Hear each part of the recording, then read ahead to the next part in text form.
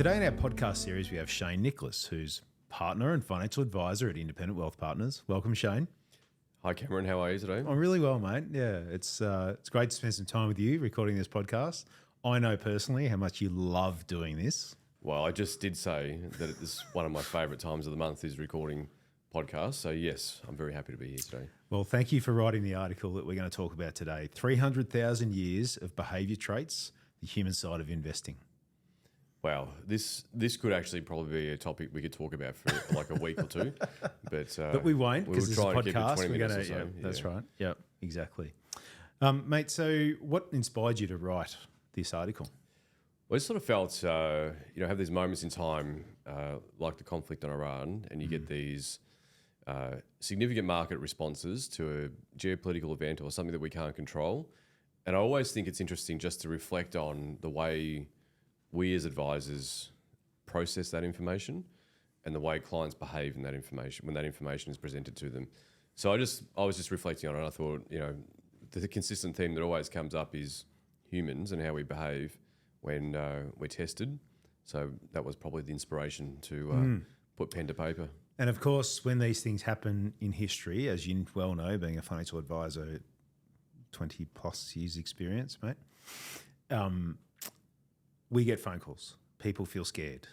They feel worried. They feel concerned. And, I think having thought deeply about, how people behave over the years, I guess there's something in that as well, isn't there? Yeah, and I think it was just this time around, I thought it was really interesting in that the phone didn't ring as often this time, maybe at all. In fact, I can't think of a single client who called when the conflict started about the market response. So I thought about that in the sense that why would that be the case? And it wasn't necessarily that the fear wasn't there. It was just that perhaps we're more conditioned to it today. But yes, when the phone does ring, the behavioural side of it always emerges, and the conversation invariably centres on the emotional response to the situation we can't control. So one of my questions is, what happens, in your opinion, what happens to the brain, the human brain, during a market crisis? Well, I feel like it's almost unfair in a way, because the rational brain, I'll come to your question, but I'll just give some context. Sure. The rational brain knows full well that if we don't change what we've been doing, we'll probably be perfectly okay. Yeah. However, in a moment where we're tested, a fear or emotion takes over, and that sort of fight or flight type response that comes in many instances in life comes to the fore in a situation where you've got a market crisis. And sometimes, and perhaps not as significant as this drawdown, but I recall distinctively, back in the financial crisis in 2008, the only thing some people thought was the right thing to do was essentially run to the hills and take the high ground, right? So, and again, it's not necessarily that we don't understand what's happening. It's just simply that's how we're wired as humans, that we seek safety first and foremost. That's right, yeah. And so that time was a fascinating time, because if you remember what happened, like the market fell 45%, 50% during that time. Yeah. And seeing it fall that much, and I just remember that it had fallen 20, you're getting phone calls, people are saying to you, should we get out? It's really, I feel really uncomfortable. I'm worried I'm going to lose all my money. The banks aren't going to be around anymore. And then our role is to stop people from getting out, because the hardest part is then to know, well, when do you get back in? Yeah, and I think the emotional side of that is real too, Cam, because when you get back in, it's as painful as getting out. Yeah, like you're trying to predict the future, right? Yeah, and you essentially eat yourself alive, because you see the market rebound, but you still don't quite feel as though it's the right time to get back in, just in case it does another tip down. So invariably, we don't make that decision to go back into the market. Yeah. And by the time you go back into the markets, when the world feels normal again, which is essentially when the markets have recovered. And once that's happened, you can't reverse that. No, and that's right. You have people, this is why I say it's almost as bad on the other side, because people have to, I say live with it is probably a harsh phrase. However, people need to, process that they can't unwind what was a very destructive financial decision because their emotion was too high. And I think it probably leads into a little bit, Cam, in terms of the way I think about this in this article, was a little bit around the construction of a portfolio, right? So I often use the phrase, or sort of plan for the worst and hope for the best. Yep. And I feel desperately sorry for people that don't plan for instances of chaos. Yep. Because if you don't plan for it, then when it happens, the only thing you know what to do is seek safety, which is probably the worst thing to do. Exactly right. Yeah. I didn't know this stat actually, Cam. You know this stat because Chris told me about this about half an hour ago.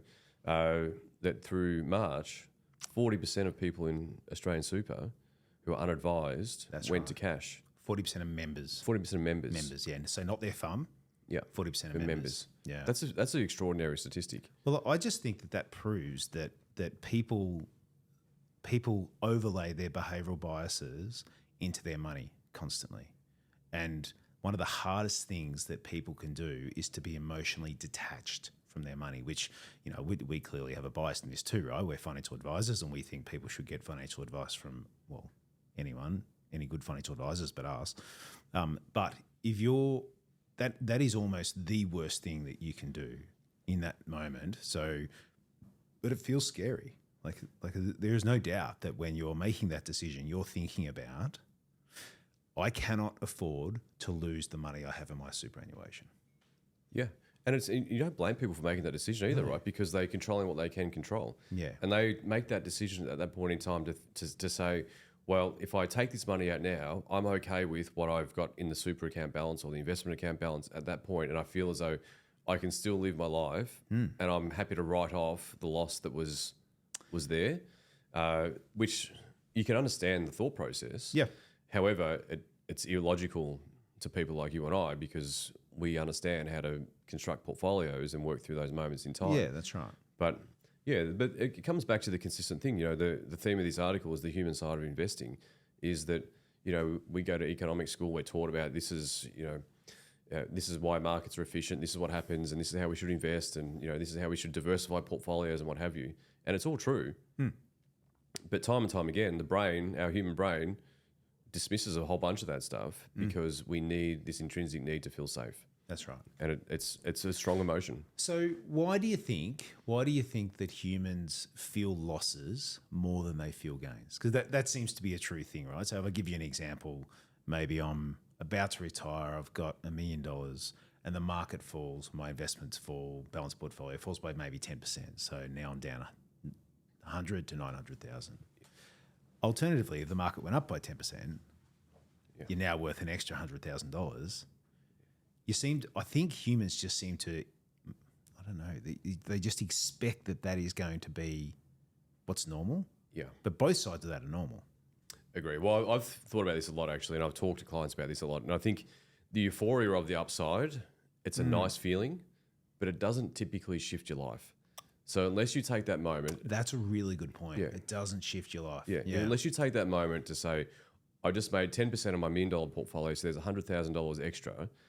To physically take that money out and go and travel first class to Europe, as an example, unless that'd be a nice thing to do. That'd be a nice thing to do, of course. But most people don't do it because they're building safety and they're trying to feel more wealthy, and that's what we're intrinsically wired to do. That, like, you keep growing and building and what have you. But it does so as a result. Typically speaking, it doesn't change your life when you have that moment on the upside. But on the downside, it has the capacity to change your life. And if you lose or erode capital, it's taking you so long to earn and build.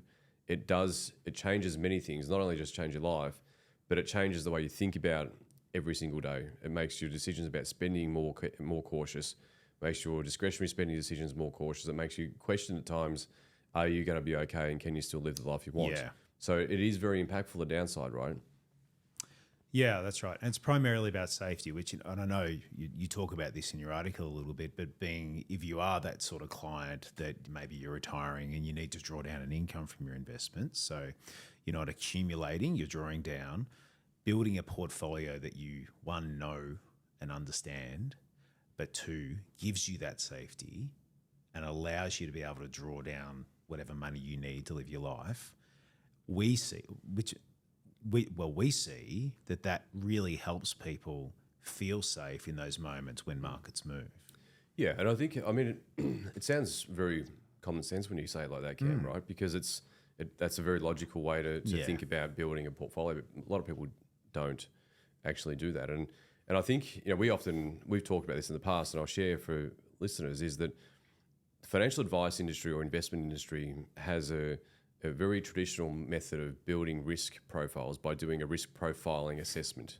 And Cam's laughing at the moment, smiling, because he knows what I'm going to say next. It's actually also my next question, by the way. But it's essentially the thing about that is, right, so we will ask, or when I say we, financial advisors or investment funds will ask a series of questions to figure out how much risk we as investors can tolerate.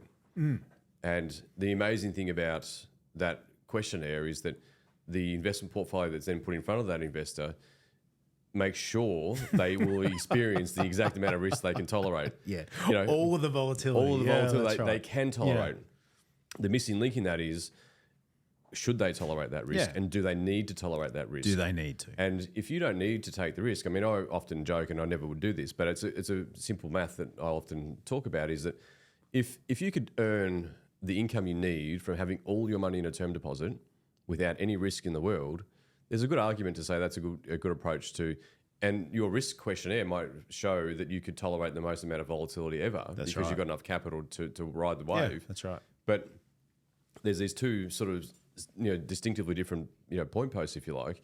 But the overlay of actually asking the question or being curious enough to dig deeper about what do you need, how do you want to live your life, all the things that matter most, mean that you can construct a portfolio that thinks about life first, safety first, life second, and then thirdly, if you're lucky enough to have capacity to then think about longer term and legacy or generational planning, then that's a different discussion point. But I feel as though, we obviously are very, very biased about this, Cam, because this is our shared ethos, is that thinking about how much risk you should take or need to take is actually a much better way to to work through this, right? To meet your objectives, that's right, yeah.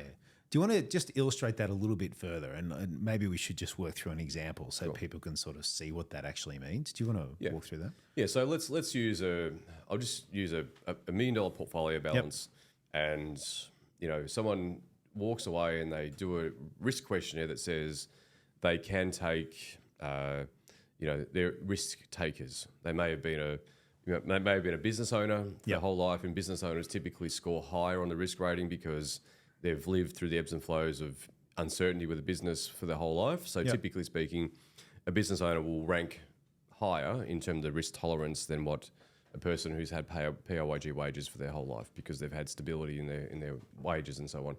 So that person may say to you, I need $50,000 a year to live on. And you do the math and say, well, if we had 5% term deposit, we could have 100% safety asset in a portfolio and generate the income they need, which is their overarching priority. But the risk questionnaire says they can take a whole bunch of risk. So depending on who they speak to or who they get their advice or where they get the information from, they may land with a portfolio that actually puts them in a portfolio which is maybe 80-90% risk. Yeah. And then they experience this volatility wave, which was exactly how they lived their whole life. Yeah. Whether they need to take it, they probably don't need to take it, right? Yeah. They probably enjoy the benefit of not having that uncertainty in their retirement because they've had that their whole life. So laying it down practically is that you may land at a point where you've got $200,000 or $300,000 in cash and term deposit, and the rest in some sort of portfolio that sort of does ride the wave a little bit, and it sort of blends the two together, if you like. It's more of a human side of it, more human portfolio that's specifically structured to ensure that they can live how they want to live. Well, I think knowing in retirement, for those retiree clients, knowing particularly that they have money in safe, secure assets that may well be their pension payments for the next 4 or 5 years, means that when we see volatility in markets, which, that's the one thing I often say to clients, we can guarantee you'll see the volatility. Yeah. When you see volatility in markets, you can just simply know and feel safe and assured that you've got your safety bucket. And your safety bucket is, I've got 3, 4, 5 years worth of pension payments sitting in cash / term deposits, still getting a good return of 5% return at the moment. And then the remainder of the money is going to, how I like to describe it, do its thing, right? Yep. Now, that's how I describe to clients, but what that actually means in the background is that we've worked out that the client needs a return which is X, and that portfolio is going to provide them with the X. Yep. Yeah, and it's again when you explain it, it's actually quite logical as a. I'll spend 25 years trying to work that out. Master that, but it really strikes at the heart of how you should construct a portfolio, essentially. Yeah, because the alternative is you live a very uncertain life, and I think what I was thinking about when you were explaining that then is that in a moment like going back to the start of this article when the conflict in Iran commences, and we all and everyone does, irrespective of who you are, everyone feels a degree of uncertainty or a bit unsettled when you get these moments happen. If that phone call comes from that investor that says, "Hey Cam, I feel really uncomfortable with what's happening in Iran," the response that can be given is, "So do I," to start with, because we all feel a bit uncomfortable. However, let's reflect on the structure of a portfolio. Yep. Let's go exactly back to the components of the construction. These are the layers of safety. This is the part that's kind of doing its thing or riding the wave, if you will, in terms of the volatility. However, knowing full well that they're still okay and having that conversation means that most people will say, "Okay, I agree. I made that decision when I had a logical, sound mind. Now I feel tested." You can reflect on how they felt when they weren't being tested. Yeah. And most people have the capacity to overcome that and agree that it's probably the right thing to do to keep their portfolio exactly as it is. Because 1 month later, the 40% of Australian super investors that went to cash, the market took 1 month to recover. Yeah, that's right. 1 month, that's it. So -10 or -8 in the month of March, or was -13 from top to bottom, I think, something like that. Yep. By the end of April, has recovered, and I guarantee the people who took their money out would be feeling more uncomfortable about their position at the end of April because that opportunity cost or that sort of eating yourself alive thought, "Oh my goodness, I can't believe I did that." It comes up like it's a real thing. When people get out, Chris actually wrote an article about this, which is interesting. But when people get out, they get out when it feels the most uncomfortable for them, right? So you get in the car to drive to work, or you hear on the radio there's trillions of dollars lost off share markets. This business is failing, something's happened, there's a war, there's these horrible things going on, and then they might ride it out for a while. But then the consistency of that happening over time then means that, oh, right, I've got to get out. Now, in the meantime, in this case, markets have fallen 13%, and people typically get out, which is very close to when the market's fallen to the peak. Right? It's capitulation, right? Like where it's we capitulate. So that's when they typically get out. But then they go and do something. They do the thing. They move their super from whatever it's in to cash, and they feel better. So they feel better in that moment. Yep. And then, of course, so they've ridden it all the way down. They've got their -13%, and then they don't do anything to get the pickup in it. They leave it in cash. They might get, in the month, 0.5% return. They feel safe, but everyone else is back where they were. So they're actually down 13% in this instance. It's a massive, it's locked in. So there's a piece of research out there called the Delbar research. You would have heard of that. No, I haven't come across that, no. Please share it. Let me inform you. Please do, yeah. So the Delbar research talks a little bit about investors that go it alone.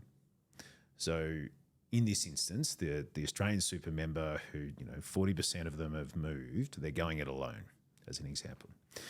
They end up getting, those investors end up getting, if the market returns 10%, they end up getting 6%. Because they've missed because of their behavioural biases. Fascinating. Because of the 300,000 years of humans that have taught us how we need to react when we feel threatened, or when we feel safe, or when we feel happy, or when we feel sad. And so I think those behavioural biases, they stop people from achieving the returns that they need to be able to do the things they want to do with their life. Yeah. Well, it's fascinating you say that like that, because it's so true, right? It really is. And I'm sure people listening to this will reflect in points in their history where they've made decisions which they, myself included, there's times where you think, oh, gee, I don't know about that. Yeah. And, you test your own, sort of thought process. So that's fascinating.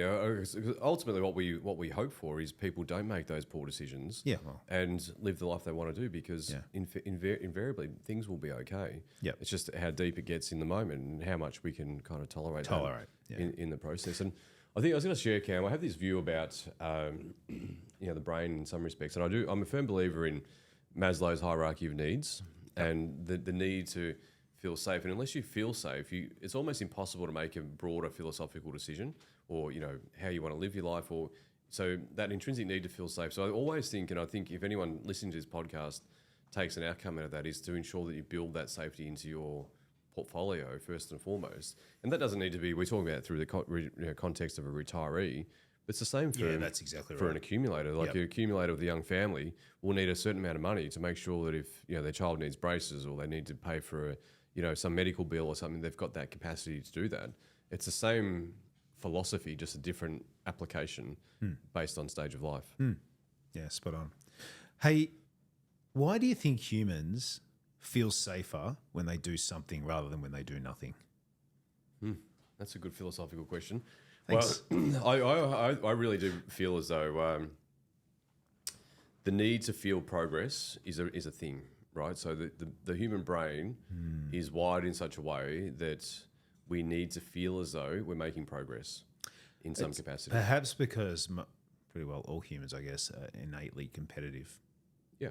And it's, I mean, You had to be. Even if you go back to survive. like through school, kids going to school, like watching our children go through school now, they're taught to progress in every single thing they do. We've got to get better. We've got to do this. You've got to work harder, do all those things. So I think intuitively our brains are wired in such a way that we need to feel progress. So as a result, if you feel progress, and you make a decision, then you feel good about it, right? So sometimes it can be a bit like a sugar hit in the absence of a broader plan. But in that moment, you feel like the example that I can always comes to mind here is that people go and buy an investment property, and they will say straight up, the question I always ask is, how do you feel? And they'll be like, oh, I feel great. I've done something. Okay, well, what does it mean for you in the future is the question that follows. They're like, oh, it's going to be great for the future. I'm going to build a whole bunch of wealth and all these things. Yeah. But really, when you peel back the layers, what they needed was the feeling or the sugar hit of, I've done something good for my future. The mechanism to get there was what they knew how to do, was in that instance, buy a property. Yep. However, they feel good about the fact they've done something positive. The difficult part is whether that remains to be the best decision over time or not, right?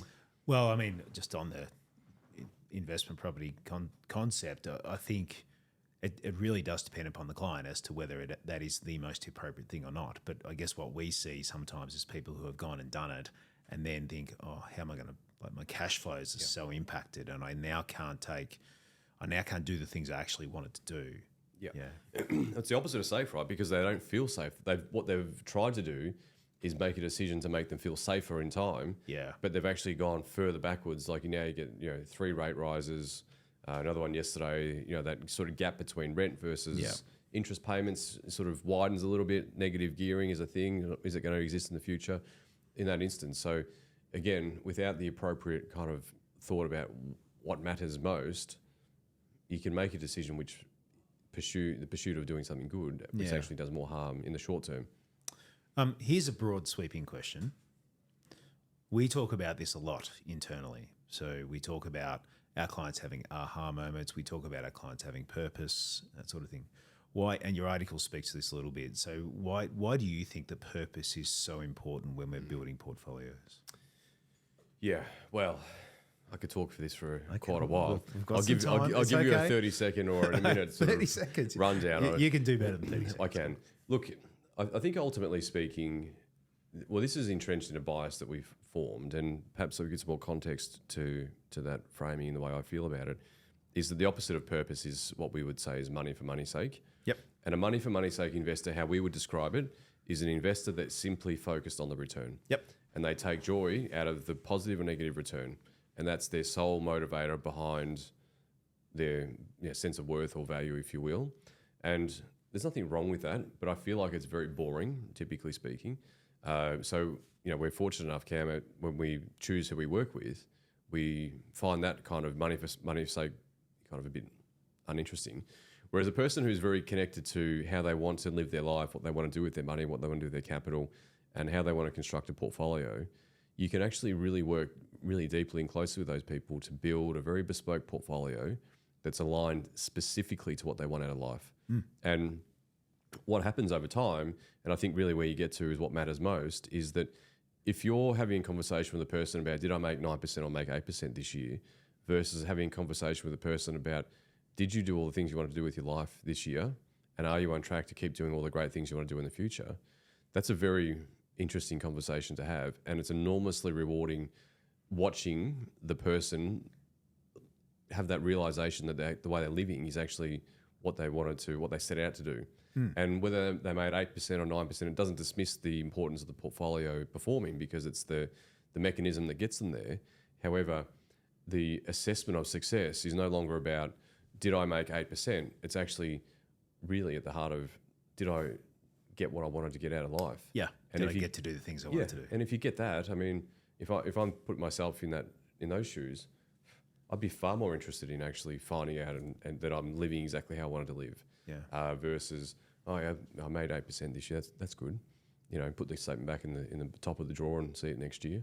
So yeah. I often think in this context, that the clients that, or people that are what we would term money for money's sake type clients, they just haven't had the opportunity to think more broadly about what they're trying to do. So I think they're probably innately competitive. They want to do well. If they've owned businesses, if they've worked really hard in their lives, you know, they've grown the numbers, and they often track the numbers. So you'll see them, you know, track the numbers over time, and it's getting higher and higher. And that's how they measure, potentially, this is not always the case, but measure their perception of self-worth and are they winning and all those sorts of things, right? Because they've got no other framework to think about how do we do this? How do I do this?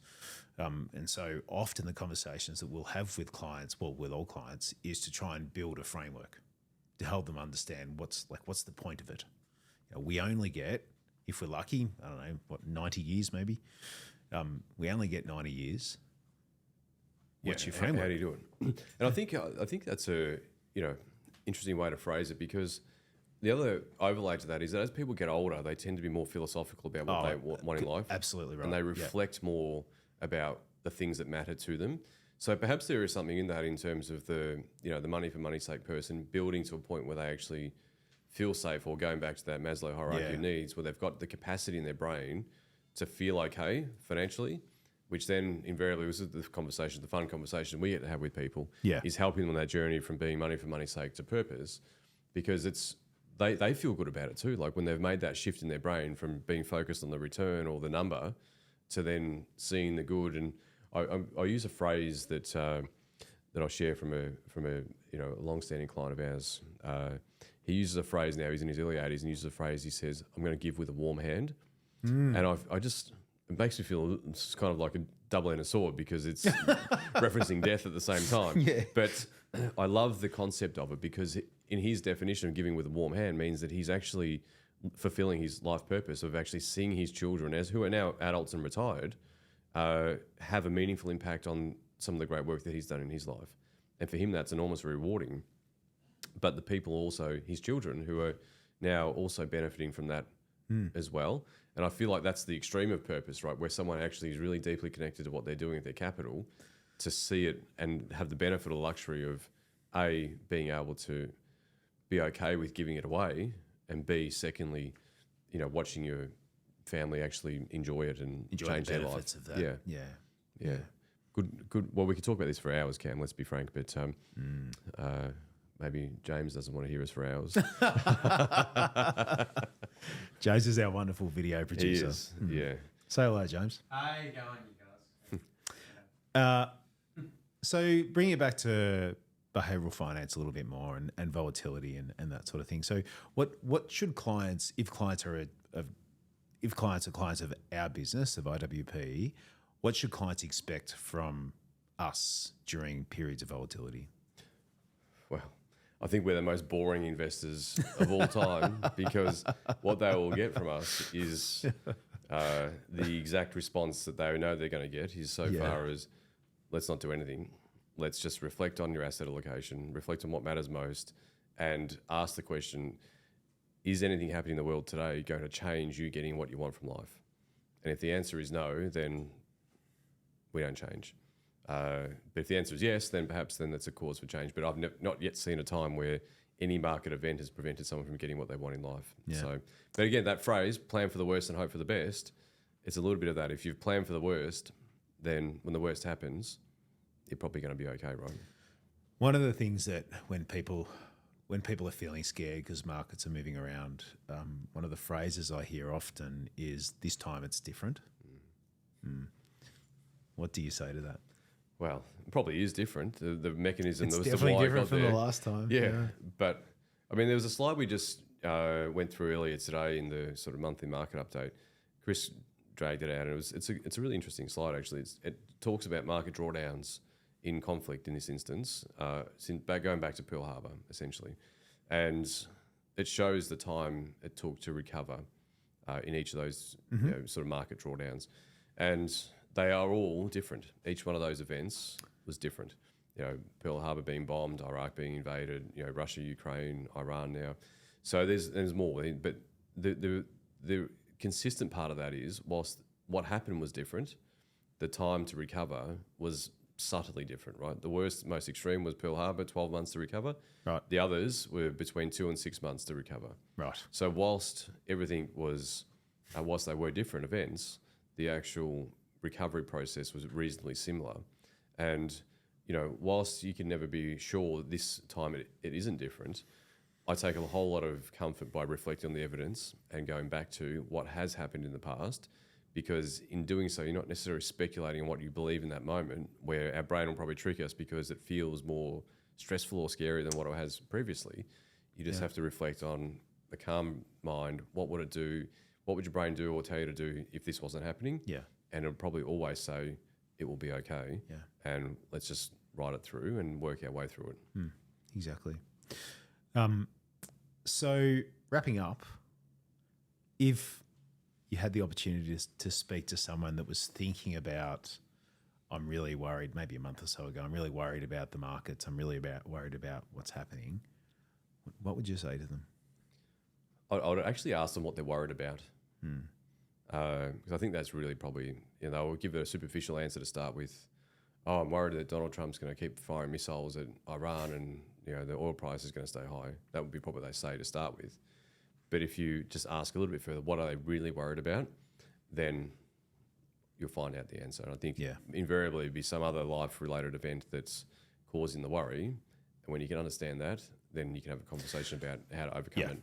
That's right. And I think also too, if you've got, in that instance, if you've got an investment plan in place, you've got a plan in place that suits you, that, has dealt with these concerns and worries before they come up, you just feel, investors and clients just feel much safer in those moments, as opposed to, I just have my investments put away that I can move around whenever I feel like it, and I suffer from all these behavioural biases, which no one will ever say, and I'll just move things around. It's just a recipe for disaster, in my view. Yeah, and it doesn't work. And it doesn't work. Yeah. Shane, thank you so much.